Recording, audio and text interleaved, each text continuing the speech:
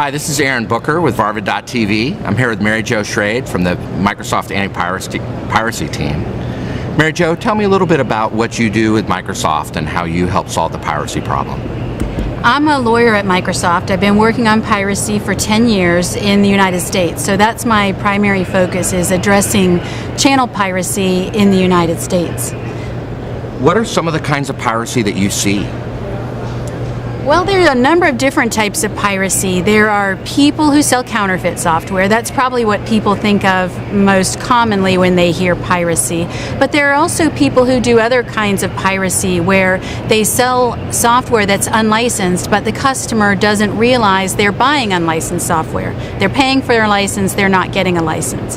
One example of that is loading the same copy of Windows on multiple computers and selling them to the customer without a certificate of authenticity, without the backup media that they're supposed to have.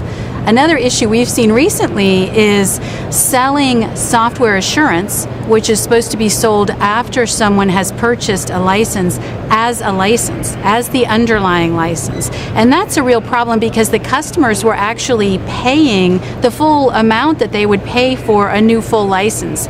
And in this case, the company was pocketing the difference and selling them software assurance. Sounds like there's a lot of different kinds of things to keep track of. What are some of the successes that you've had?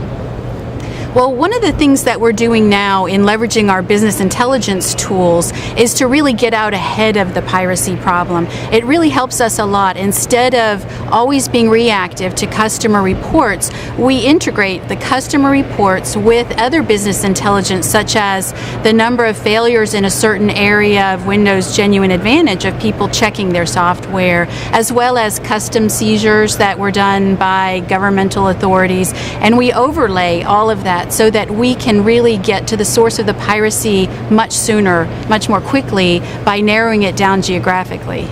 It's such a cool image to see Microsoft eating its own dog food, using BI to help solve a business problem. I think that's really a great direction for the anti-piracy, and it must be incredibly eye-opening for you to see it visually.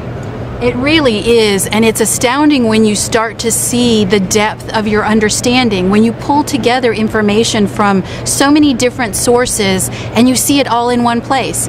Frequently we might have seen one bit of information and then another bit of information, but to have it overlaid is incredible, and it really is going to make us more successful. And I think it'll make partners more successful as well if we can just address the piracy in their area rather than just react to a single report of piracy here and there.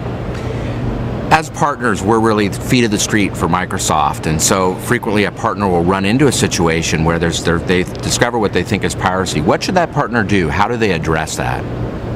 Well, there are two things that I think a partner can do. One is to report the piracy to us. We have an 800 number, 1-800-RU-LEGIT is the 800 number, as well as we have Microsoft.com/piracy, where there is a reporting tool there where they could do an online report. And that's really helpful to us. We have people who pull down those reports every day, and we act on those reports. So that would be the first thing that I would suggest. The second thing would be to work with the customer to help them understand how their buying in the past has not been beneficial for them.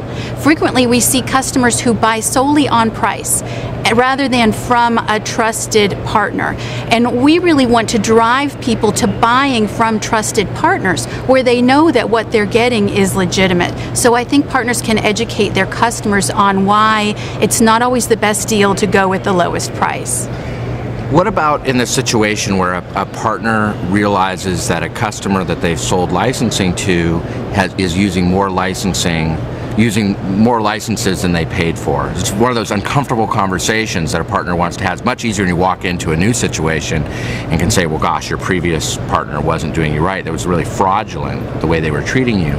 But what happens when you discover that a client of yours is taking advantage of licensing? What are some of the things that you can do about that?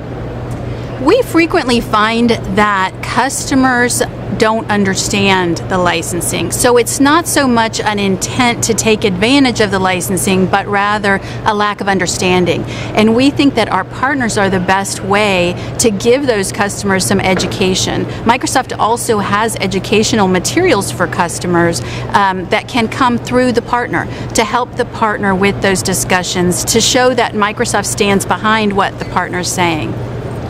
Well, I sure have enjoyed talking with you today. I've learned more about licensing, or about piracy and licensing, and the interplay between the two, and I know that our partner community really appreciates the diligence and the effort that Microsoft pays to piracy.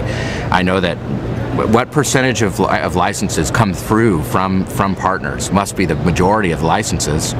Yeah, as I understand it, 96% of Microsoft's licensing sales comes through partners. So partners are critically important to Microsoft, and we want to make sure that we level the playing field for them so that legitimate partners can succeed. Thank you so much for your time today, Mary Jo. Nice to meet you. Nice to meet you too.